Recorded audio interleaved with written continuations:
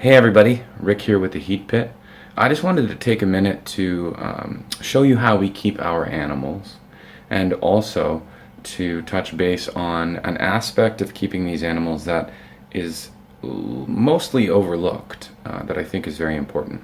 So first, let's take a quick look at some of the key animals that we're working with right now. Shall we begin? So, first of all, here we have Benicio. We call him Benicio. We like to name all of our keeper animals. Benicio is a Mojave spinner blast. So Benicio has pastel, Mojave, spider, and pinstripe in him. He's one of my personal favorites. He's a young boy, maybe 600 grams. And if I take a look at his info card here briefly, Benicio was born May 1st, 2017.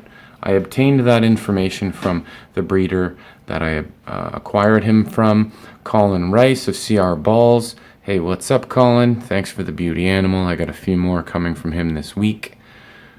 Benicio is being paired to one of my animals that's a great breeder. She's produced a number of clutches for me. She is a Het Caramel. Let's go take a look at her. Benicio has been paired with this girl, whom we call Atwood, a Het Caramel, healthy specimen. I don't think she's ovulated yet, but I've seen a number of locks. Let's take a look at a couple of others. Let's begin now. Proudly, we are also pairing Irving, named after the famous sociologist Irving Goffman, who is a male pastel leopard acquired from Don Patterson. Thank you, Don. Here is my beautiful pastel leopard stud, Irving, who is being paired with one of my favorite animals, who is a female kingpin acquired from Henry Purin, a lesser pinstripe that we've named Foucault. Yes, after the famous philosopher Michel Foucault. I have a tendency to name animals after some of my favorite thinkers. And here is Foucault. Foucault has recently gone off of food, which indicates to me that there's a very good possibility that this ginormous beauty is probably going to drop some eggs for me soon. Hello, darling. Smile for the camera.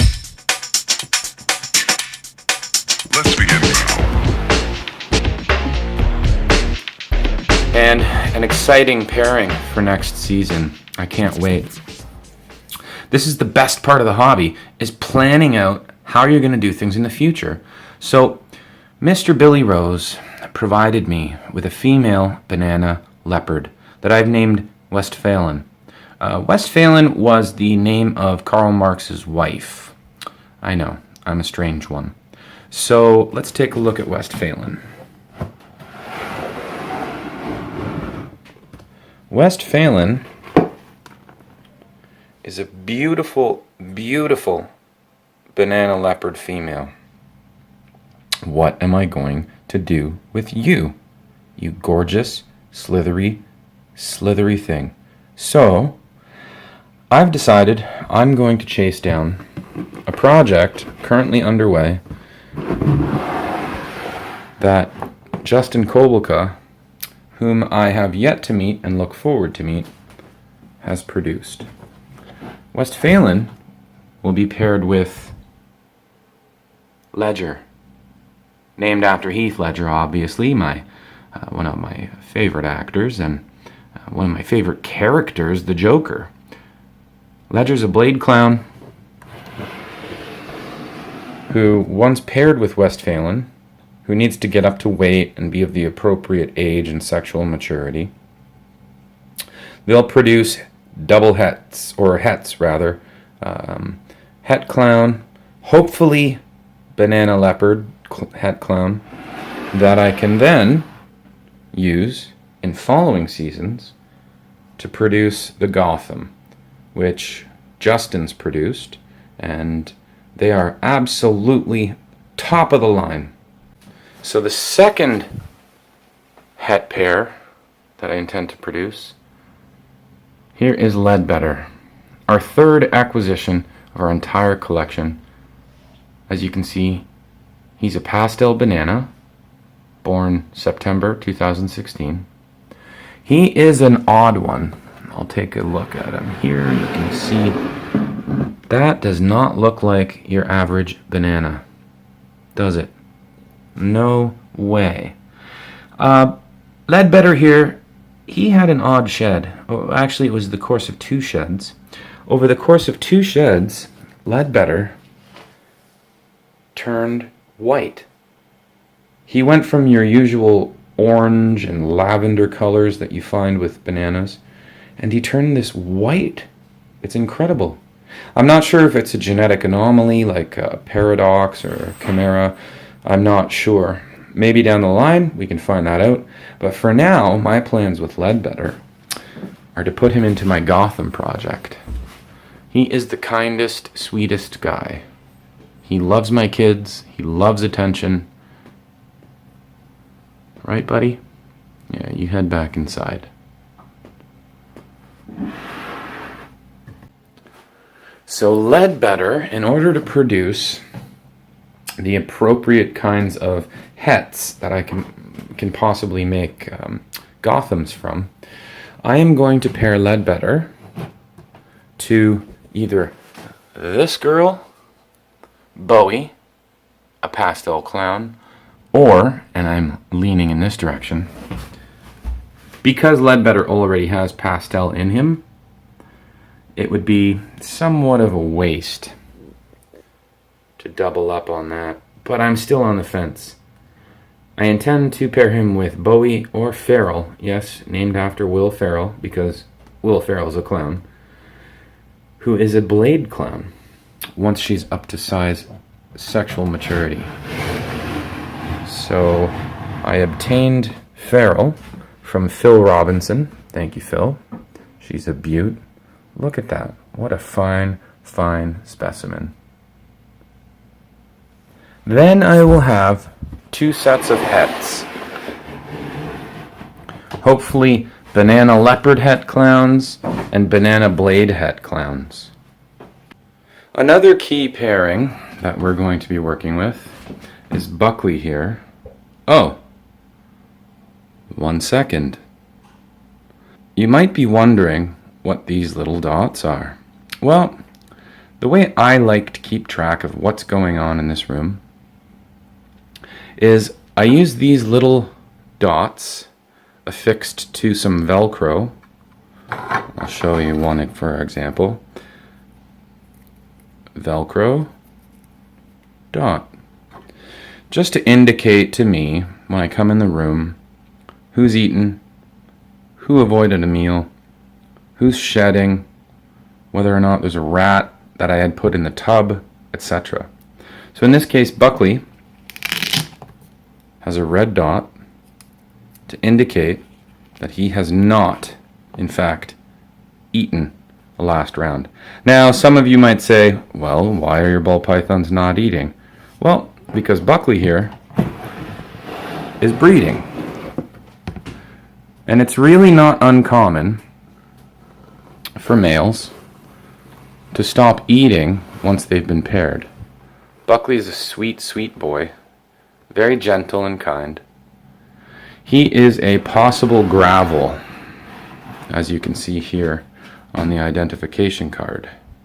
A gravel. However, I didn't put possible gravel.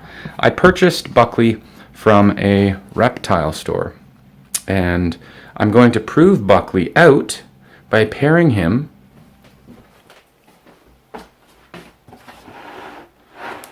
to Blondie. Blondie is a bumblebelly. In other words, a spider pastel yellow belly, acquired from Billy Rose at Mutation Creation.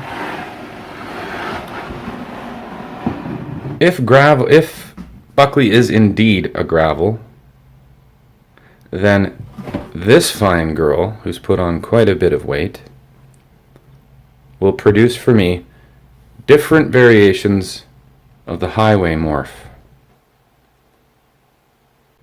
And that's the thing about ball pythons. You've got to plan down the road. You can't just throw animals together.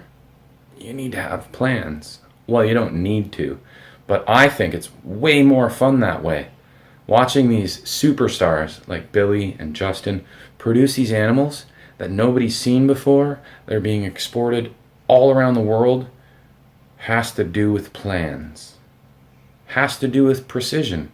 Has to do with record keeping, meticulous record keeping.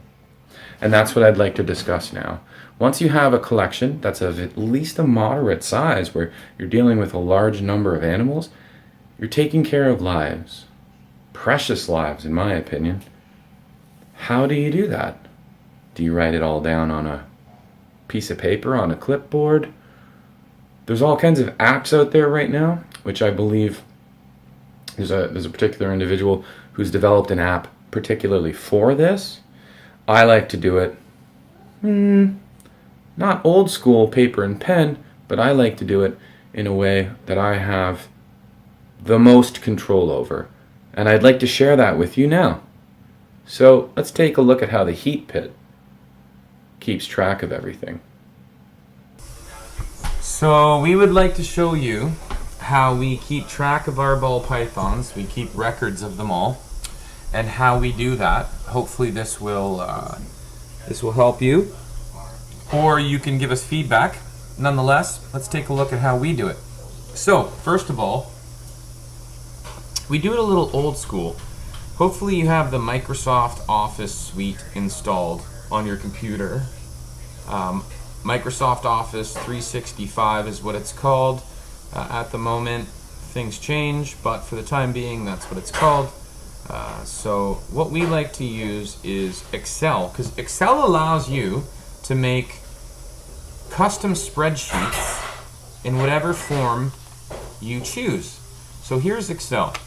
Now I have all these spreadsheets set up for different things, but let's take a look at, as you can see, let's take a look at husbandry data. It's the most recently accessed file that I have in Excel, because I am absolutely OCD when it comes to my ball pythons, so I look at this file on a regular basis. Here we are, husbandry data. So what do we have here? Here we have information about all of our ball pythons. So let's begin here. I have these different workbooks. Now, workbooks, what are you talking about, Rick? Let's walk through it from the beginning. I'm going to start a new workbook, and at the bottom here it says Sheet 1. You can right-click on that, rename it My Ball Pythons. And then you can do whatever you want in here, in these cells. I can put 1.0 Mojave Spinner Blast. There, I have my first record. And you can modify these things however you want. Now, I'm not going to get into the complexities of how to add all of these things up just yet. I will as we move along. So that's how you might open a new workbook. Then you'll open another one. That's your stock. Let's start with naming our first animal. Rename this My First Ball Python. Bingo. Let's put his name in here. We're going to call him Firsty. So Firsty is, let's say he's a 1.0 Mojave spinner blast. That's your first ball python. Now, you want to set up all of these columns and rows to indicate what he has done, so you can keep track of his life, to keep him healthy. Now let's take a look at the other file.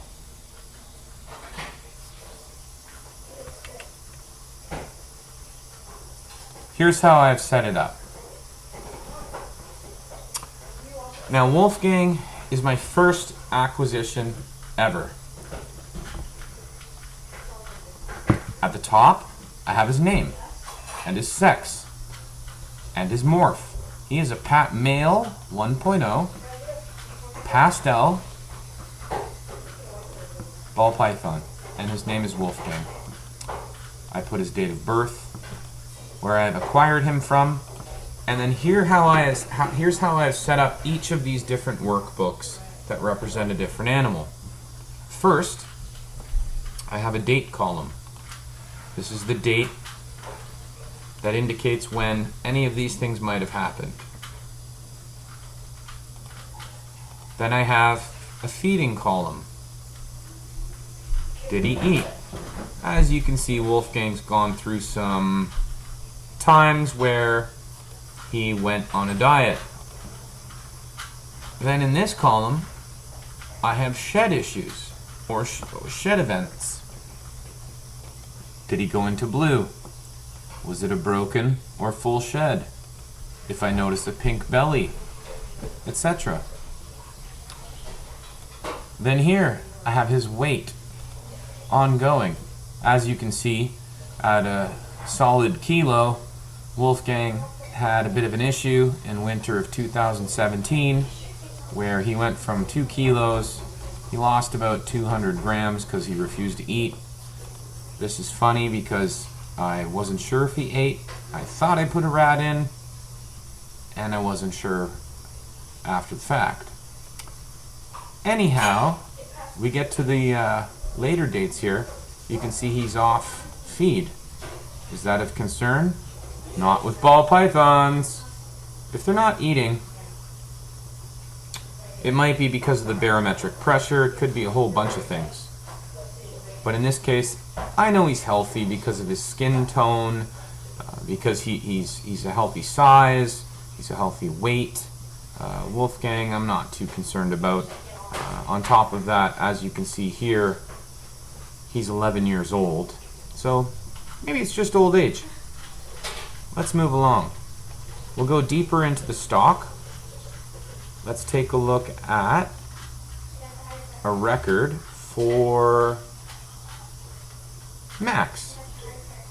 Max here, acquired from Billy Rose at Mutation Creation, is roughly a year and a half old. He's an asphalt 66% het albino male. Acquired on August 30th, 2017. Now Max has had, obviously, no issues eating, which is no surprise, Billy. Every animal I get from you pounds rats. And yes, he had a bit of an issue with soaking and getting rid of a shed. Do I weigh my animals all the time? Not all the time, but at key points in their life, especially with the females, because of the 1,000-gram wall. The 1,000-gram wall is an issue that's floating around the hobby right now, where females, once they hit around 900 to 1,000 grams, they go off feed. It's almost like they don't want to put on that extra weight. They just don't want to get bigger. They don't want to be moms. Kind of don't blame them, but they also don't have to raise these. They don't have to raise their babies. So let's go a little bit deeper in before we cut back to more info about the collection and look at who we have here. So you might be asking about the codes. What do these codes represent here? I just made them up Yeah, and that's the best part. You got the freedom to make them up, to keep track of everything. So here we have Sigmund. As you can see, January 22nd, and today's date is January 20th, because I have not yet acquired this animal. I have purchased him. Today is Saturday, January 20th, and Sigmund will not be arriving until Tuesday, January 22nd. From Colin Rice of CR Balls. Thanks, Colin. I can't wait to have this guy in my rack. Sigmund is this code is representing what year he was obtained in, what clutch he's a part of. Clutch 0 meaning it wasn't actually a clutch that I produced. I obtained it from an outside buyer. The number, meaning the number in sequence of my collection. The sex, and the name. That's just sort of a code that I use to identify them, that I put on their name tags. And then here is the empty sheet that I look forward to filling out when it comes to Sigmund.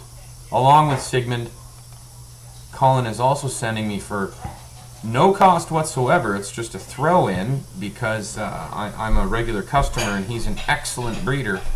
He's providing us with a female spider, and who's going to say no to a female that just produce eggs?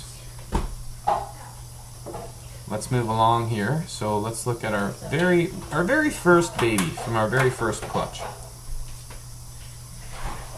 So as you can see, clutch 1, meaning we produced her. She is a clutch that hatched with us in 2017. The first one, female, Cordelia, named after Hamlet's girlfriend, or the Tragically Hip song, depending what groups you hang with. Name, hatch date, date of birth, and as you can see here, she's a healthy, regular eater. Her weight I've actually recorded in a book. I do paper and pen every once in a while, but in this case, I haven't recorded it, which reminds me that I need to. Anyhow, that's how we take care of things. If you would like to perhaps look into obtaining this spreadsheet layout, I'd be more than happy to share it with you. Just contact us at inquire@theheatpit.com, and I'd be happy to share this file with you for you to use for your own records. Thanks for taking a look. Let's begin now. So thanks for watching. I hope you learned a thing or two. I know I can always learn a thing or two. That's what I love about this hobby, is nothing's set in stone necessarily. You can learn from people who are doing things a little bit differently from you, and they can learn from how you do things. It's really excellent. We have the opportunity to create a community with one another. Here we have Deckard, yes, named after Harrison Ford's character in Blade Runner. Deckard's not feeling too happy about being affectionate. I obtained Deckard from Billy Rose of Mutation Creation. I look forward to what she's going to do for me, besides bite my fingers and beard at the moment, which is actually a good sign. I know people are kind of scared of these animals, and some people, and cautious of their capacity to hurt you. However, you get nipped by one of these guys, it's not really that bad. It's more or less like fish bone getting stuck in your finger, something to that effect. Their teeth are tiny and thin, and only used to keep the rat from escaping their grasp. So even though Deckard here tried to take my finger, it doesn't mean that she's a vicious animal, or aggressive, or deserving of being taken away. It actually means that she's healthy. I just removed her from her home She's probably hungry. Tomorrow is feeding day, so today might not have been the best time to take this video, but she's responding the way that she should. She sensed heat, motion, and was interested in nourishing herself. Nonetheless, thanks for joining us. I hope you learned a thing or two about how we do things here, and something you might be able to apply to your own ball python keeping practices.